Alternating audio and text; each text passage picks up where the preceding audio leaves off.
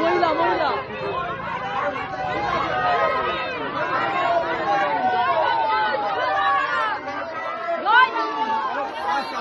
Body নিয়ে ব্যবসা করছে, আপনার বলার অধিকার আছে, আপনি বলতে বলছে তো অবশ্যই একদম ঠিক কথা বলেছেন, একদম ঠিক কথা বলেছেন, একদম ঠিক কথা বলেছেন। চলো ভাই আগে চলো, চলো আমি বুঝবো, যাও সবাই যাও, সবাই যাও, আমি বুঝবো, যাও যাও যাও যাও যাও যাও যাও যাও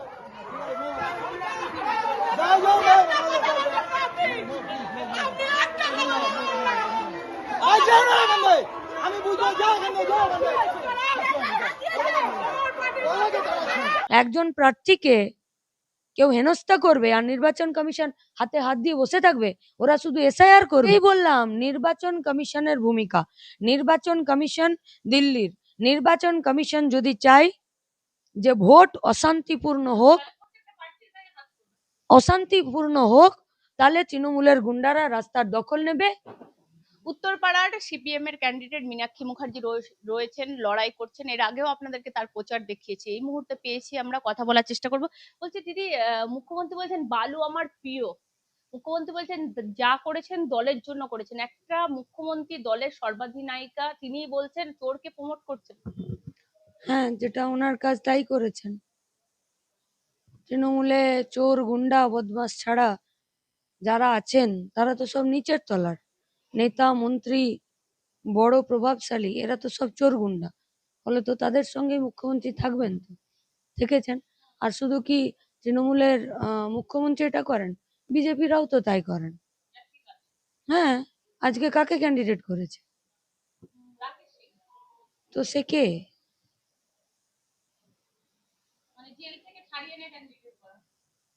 আর শুধু পশ্চিমবঙ্গে নয়, গোটা ভারতবর্ষের দিকে তাকিয়ে দেখুন।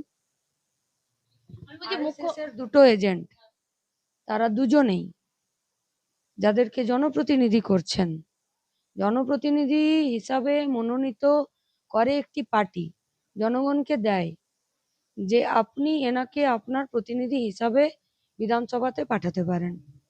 তার মানে পার্টি যাকে প্রতিনিধি হিসাবে জনগণের কাছে নির্বাচিত হতে পাঠায়, তার মানে তাকে সম্মান জানায়, জনগণকে সম্মান জানায় যে আমি আপনাকে সম্মান জানালাম। এর মধ্যে আপনি বেছে নিয়ে যাকে ভোট দেবেন তিনি আপনার কথা সরকারের যা আছে সেখানে বলবেন। এই যে যাদেরকে ক্যান্ডিডেট দেন আর বা বিজেপি যাদেরকে আমরা দেখেছি লোকসভাতে বা বিভিন্ন রাজ্যের বিধানসভাতে যাদেরকে ক্যান্ডিডেট করেন, তারা তো একই দোষে দুষ্ট। ব্যাকগ্রাউন্ড কি? সমাজের কোন অংশের মানুষ তারা? আমি সবার কথা বলছি না। জ্যোতিপ্রিয়র বিরুদ্ধে মিড ডে মিলের চাল চুরির মামলা নেই? মুখ্যমন্ত্রী বলছেন রেশন কার্ড সিপিএম 1.5 কোটি বানিয়ে কার্যত চুরি করতো। জ্যোতিপ্রিয় আসার পর ডিজিটাল কার্ড হয়েছে, তাই এই চুরিগুলো আটকেছে বলে ওর উপর হিংসা করে ওকে অ্যারেস্ট করা হয়েছে, ওকে ফাঁসানো হয়েছে। সব বেসলেস কথা। এসব কথার কোনো দাম নেই, এসব কথার কোনো মূল্য নেই। পার্টিকে হেল্প করতো, ওই রেশন কার্ডের চাল চুরি করে সিপিএম পার্টিকে হেল্প করতো। তো বসে কেন আছেন এতদিন? আপনার কথা অনুযায়ী দুর্নীতি করলো সিপিআইএম আর জেল খাটলো বালু। ভালো কাজ করেছে, ডিজিটাল কার্ড করে দিয়েছে, তার জন্য উপকার পেয়েছে। সেটা তো আপনাকে গোটা পশ্চিমবঙ্গের মেহনতি মানুষকে, শ্রমজীবী মানুষকে জিজ্ঞেস করতে হবে যে এই যে নতুন রেশন কার্ড হয়েছে, সেখানে রেশনের মাধ্যমে আজকের যা বাজার দর, সেখানে রেশনের মাধ্যমে তারা তাদের জিনিসপত্র পাচ্ছেন ঠিক মতো কিনা। তৃণমূলকে ভোট দিতেই হবে। মমতা বন্দ্যোপাধ্যায় বলছেন একটা ভোটও এদিক ওদিক নষ্ট করবেন না, সব তৃণমূলকে দেবেন। এটা কোনো রাজনৈতিক দল এভাবে বলতেই পারেন না। হ্যাঁ, তারা তো জোর করেই করেছে। এটা আজ নাকি? আপনারা অবাক কেন হচ্ছেন তৃণমূলের এই কাজ দেখে? আপনি টোটো স্ট্যান্ডে দাঁড়ান, আপনাকে তৃণমূল করতে হবে। আপনি সরকারি কর্মচারী, আপনাকে তৃণমূল করতে হবে, তাই তো? আর শুধু তৃণমূল কেন, বিজেপিও তো তাই। আপনি জাতিতে এটা, আপনাকে বিজেপি করতে হবে। আপনি জাতিতে এটা, তার মানে আপনি বিজেপি। আপনি ধর্মে এটা, তার মানে আপনি বিজেপি। আপনি ধর্মে ওটা, তার মানে আপনি এদেশে থাকার যোগ্য নয়। এ তো দুজনের বাইনারি, কিন্তু এই গোটা সিস্টেমে উত্তরপাড়া হোক বা পশ্চিমবঙ্গ হোক, তাদের রুটি রুজির প্রশ্ন আছে। আজকে আমি আপনাদেরকে একটা প্রশ্ন করছি, আপনারা সাংবাদিক, আপনারা আমাদেরকে প্রশ্ন করেন, আমি আজ আপনাদেরকে প্রশ্ন করছি। বিগত 15টা বছরে তৃণমূল কংগ্রেস পরিচালিত পশ্চিমবঙ্গের রাজ্য সরকার, বিগত 12টা বছরে বিজেপি পরিচালিত দেশের কেন্দ্রের সরকার, শ্রমজীবী মানুষ যারা রোজ দিন আনে দিন খায়, তাদের মাথায় ছাতা ধরার জন্য, কাল যদি ইনকাম করতে না পারে, রোজগার করতে না পারে, কাল যদি বিপদে পড়ে যায়, অ্যাক্সিডেন্ট হয়ে যায়, মারা যায়, তার জন্য একটি কোনো আইন, একটি কোনো বিল, একটি কোনো অধিবেশন বিগত 15টা বছরে তৃণমূল কংগ্রেস পরিচালিত পশ্চিমবঙ্গ রাজ্য সরকার, বিজেপি পরিচালিত কেন্দ্রের সরকার তারা দেখিয়ে দিক। বরং আমরা দেখিয়ে দেবো।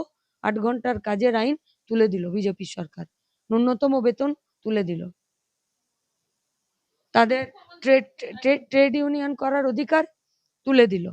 আর তার বিরুদ্ধে যখন আমরা স্ট্রাইকে যাচ্ছি, তার বিরুদ্ধে যখন আমরা সমস্ত জায়গাতে ধর্মঘট করছি, আন্দোলন করছি, পশ্চিমবঙ্গে ধর্মঘটিদের উপর, আন্দোলনকারীদের উপরে 8 ঘন্টা কাজকে তুলে দিয়ে 12 ঘন্টার কাজ করে দিতে হবে, 16 ঘন্টার কাজ করে দিতে হবে, সরকারি জায়গা থেকে ন্যূনতম বেতন থাকবে না, তাহলে বেসরকারি ক্ষেত্রে শ্রমজীবী মানুষকে কে ন্যূনতম বেতন দেবে গো? মা বোনেদের যদি চরিত্র ঠিক রাখতে হয় তাহলে এই মুহূর্তে তৃণমূল কংগ্রেসকে ভোট দিতে বলছেন, মমতা বন্দ্যোপাধ্যায় বলছেন মা বোনেদের চরিত্র যদি ঠিক থাকতো। আমার কথা হচ্ছে, বিজেপির এই অ্যাটাকের বিরুদ্ধে যখন আমরা বামপন্থীরা রাস্তায় নামছি, এই শ্রম কোড বিল, শ্রমজীবীদের জন্য তাদের কোনো বিল, তাদের কোনো অধিবেশন, তৃণমূলের গায়ে কেন জ্বালা ধরে? কেন কেন আমাদেরকে মারধর করে? কেন অ্যারেস্ট করে? কেন জেল খাটায়? কেন মিথ্যে মামলার ধরিয়ে দেয়? কেন শোকজ করে? আরএসএস এর দুটোই এজেন্ডা এবং দুটোই দল, দুটোই শোরুম, একদম তাদের তৈরি করে দেওয়া এজেন্ডাতে তৃণমূল এবং বিজেপি চলছে। এত কথা বলছেন, পলিসির কথা বলুন না। কেন বেনিয়মটা আজ পশ্চিমবঙ্গে নিয়ম হয়ে দাঁড়িয়েছে? মুখ্যমন্ত্রী তো বলছেন আমি লক্ষ্মী ভান্ডার দিচ্ছি, সমস্ত কিছু দিচ্ছি, আপনাদের জন্য ভাতা তো বন্ধ হয়ে যাবে না হলে। দিতে বাধ্য। উনি মিথ্যে কথা বলছেন। বামফ্রন্ট সরকারের আমলে হাজার হাজার প্রাইমারি এবং হায়ার সেকেন্ডারি স্কুল হয়েছিল। বামফ্রন্ট সরকার চলে যাওয়ার পরে স্কুলগুলো পকেটে ভরে কেউ নিয়ে চলে গেছে? নিয়ে চলে গেছে কি? নিয়ে চলে গেছে কি? স্কুলটা আছে, সে তো পলিসির জন্য বন্ধ হয়ে যাচ্ছে, সে তো নীতির জন্য বন্ধ হয়ে যাচ্ছে। আমাকে দুটো প্রশ্নের কথা আপনারা বলে দিন। 2 টাকার টিকিটে সরকারি হসপিটালে, হেলথ সেন্টারে ট্রিটমেন্ট বামফ্রন্ট সরকার করেছিল, বামফ্রন্ট সরকার চলে গেছে, 2 টাকার টিকিটের ট্রিটমেন্ট বন্ধ হয়ে গেছে? জবাব দিন না তৃণমূল। ভাতা দিয়ে এনেছে মুখ্যমন্ত্রী বলছেন। 2 টাকার টিকিটের ট্রিটমেন্ট বন্ধ হয়েছে কি হয়নি? হয়েছে কি? তাহলে কেন মিথ্যে কথা বলছেন? সরকার চলে গেলে কখনো সরকারি প্রকল্প বন্ধ হয়? তার মানে আপনাদের কাছে সরকারি প্রকল্প হলো খড়কুটো। আর আপনারা বলছেন লক্ষ্মীর ভান্ডারে টাকা বাড়িয়েছেন, বাড়াতে বাধ্য। 500টা 250 কেন হলো না? 500টা 250 কেন হলো না? 500টা 1500 কেন হলো? তার মানে যেটা 500 প্রয়োজন ছিল সেটা আজকে এমন অবস্থা হয়েছে 1500 হয়েছে। যদি এই অবস্থাই চলে, বামফ্রন্ট সরকার এসে এটাকে হয়তো আরো বাড়াতে হতে পারে, কিংবা চাকরি দিতে হবে। আমরা পরিষ্কার বলেছি, প্রতিটা পরিবারে একজনকে স্থায়ী কাজের ব্যবস্থা করা, প্রত্যেককে, প্রতিটি পরিবারের একজনকে একজনকে স্থায়ী কাজের ব্যবস্থা করা। যারা শ্রমজীবী মানুষ তাদের 700 টাকা মজুরি। আমরা পরিষ্কার বলেছি, বিদ্যুৎ কনজামশন যারা করছেন, যারা কনজিউমার, যারা বিদ্যুতের গ্রাহক, তাদেরকে আমরা পরিষ্কার বলেছি, প্রথম 100 ইউনিট ফ্রিতে, তারপরে দ্বিতীয় 100 ইউনিট হাফে। আপনি এবার আমাকে জিজ্ঞেস করতে পারেন যে তাহলে তো আপনারাও ফ্রির কথা বলছেন, কিন্তু আমরা হাতে নগদের কথা বলছি না। আমরা বলছি সরকার প্রথম 100 ইউনিট ফ্রিতে দেবে। তাহলে টাকা তো আপনাকে দিচ্ছে না, তাহলে টাকা কাকে বলে? টাকা কাকে দেবে? তাপবিদ্যুৎ, জলবিদ্যুৎ বিদ্যুৎ কেন্দ্রগুলোকে। কোন জলবিদ্যুৎ তাপবিদ্যুৎ কেন্দ্রগুলোকে? সরকারি জলবিদ্যুৎ তাপবিদ্যুৎ কেন্দ্রগুলোকে। তাহলে যদি কনজামশন বাড়ে, প্রথম 100 ইউনিট ফ্রি, দ্বিতীয় 100 ইউনিট হাফ, ছোট ছোট হোসিয়ারি শিল্প, ছোট ছোট বাড়িতে থাকার একদম ছোট ছোট শিল্পগুলো, তারা যদি এই লাইনটা নিতে পারে, বিদ্যুৎটা নিতে পারে, নিয়ে যদি তাদের উন্নতি হয়, তাহলে আমার বিদ্যুৎ কনজাম্পশন বাড়বে। বিদ্যুৎ কনজাম্পশন যদি বাড়ে, তাহলে আজকে আমার যদি কোনো তাপবিদ্যুৎ কেন্দ্রে 2টো ইউনিট আছে, তাহলে সরকার আগামী দিনে সেখানে 3টে ইউনিট বানাবে। 3টে ইউনিট যদি সরকার হয়, তাহলে সেখানে বেকার ছেলেমেয়েরা সরকারি চাকরি পাবে স্বচ্ছতার মাধ্যমে। এতদিন এসএসসি কমিশনের গায়ে কেউ অস্বচ্ছতা, দুর্নীতির কালো দাগ লাগাতে পারেনি, যবে থেকে তৃণমূল এসেছে লাগাতে পারছে। বিজেপি আছে, এসএসসি কমিশনকে এখনো পর্যন্ত জেল খাটাতে পারলো না। 26-এ যদি আবার তৃণমূল আসে তাহলে তো আসবে কেন? লুট করার জন্যে? কেন আসবে? দুর্নীতি করার জন্যে? ফিরে আরেকটা আরজিকর করার জন্যে? আর 1 মাস আমাকে একটু আপনারা নিজেদের মতো থাকুন, তারপরে তো আসছেন। কেন কেন কেন আসবে তৃণমূল? তৃণমূলের আমি তো বললাম 15টা বছরে আপনি একটা পলিসি বলুন। হ্যাঁ, এবার আপনারা যদি বলেন যে না বিজেপি যদি তৃণমূলকে রেখে দিতে চায়, বিজেপি বিজেপি নির্বাচন কমিশনের ভূমিকা সব থেকে বড় এই নির্বাচনে। আপনি আরজি করের কথা বললেন, আজকেই দেখলাম অভয়ের মাকে মারধর একদম রাস্তায় ধরে তৃণমূলের তিনি নির্বাচন কমিশন করছেটা কি? নির্বাচন কমিশন তো দিল্লির। নির্বাচন কমিশনের মাথায় যারা বসে আছে তাদেরকে তো বিজেপি বসিয়েছে। নির্বাচন কমিশন করছেটা কি? একজন প্রার্থীকে কেউ হেনস্থা করবে আর নির্বাচন কমিশন হাতে হাত দিয়ে বসে থাকবে? ওরা শুধু এসআইআর করবে আর বিজেপির নির্দেশিত পথে পশ্চিমবঙ্গে রোহিঙ্গা খুঁজবে। আর আমাদের যারা বৈধ ভোটার তাদেরকে হাতে একটা প্লাস্টিক নিয়ে আর ট্রাইব্যুনালে বিচার পেতে তাদেরকে পাঠাবে। পশ্চিমবঙ্গে তৃণমূল এবং বিজেপির স্ক্রিপ্টেড নাটকে প্রত্যেকটা দিন পশ্চিমবঙ্গের মানুষ তারা ওষ্ঠাগত প্রাণ হচ্ছে। মানুষ এর যদি এখনই মার খেতে হয়, আমি অভয়ের মায়ের কথাই বলছি, এখনই মার খেতে হয়, তাহলে নির্বাচনের দিন কি হবে মীনাক্ষী? আমি তো আগেই বললাম নির্বাচন কমিশনের ভূমিকা। নির্বাচন কমিশন দিল্লির। নির্বাচন কমিশন যদি চায় যে ভোট অশান্তিপূর্ণ হোক, তাহলে তৃণমূলের গুন্ডারা রাস্তার দখল নেবে আর বিজেপির গুন্ডারা, বিজেপির বড়লোকরা তারা এই গুন্ডার সঙ্গে হাতছাড়া বাঁধছে। পশ্চিমবঙ্গের মানুষের আপনি দেখুন, আপনি এতক্ষণ যা যা প্রশ্ন করলেন, একটাও রুটি রুজির প্রশ্ন আপনি করতে পারলেন? সেই শিল্প কি হবে আপনি প্রশ্ন করতে পারলেন? আপনি পলিটিক্যাল দলগুলোই তো অন্য। আমরা বলতে চাইছি না, আপনারা বলুন না যে মীনাক্ষী মুখার্জি উত্তরপাড়ার বিধানসভার ক্যান্ডিডেট জিজ্ঞেস করেছে বিজেপির কাছে এবং তৃণমূলের কাছে যে চাষির 1 বস্তা আলু উৎপাদন করতে 300-400-500 টাকা খরচ হচ্ছে, 200 টাকায় বিক্রি করে দিতে পারছে, বিক্রি করে দিতে বাধ্য হচ্ছে, কোল্ড স্টোরেজে রাখতে পারছে না।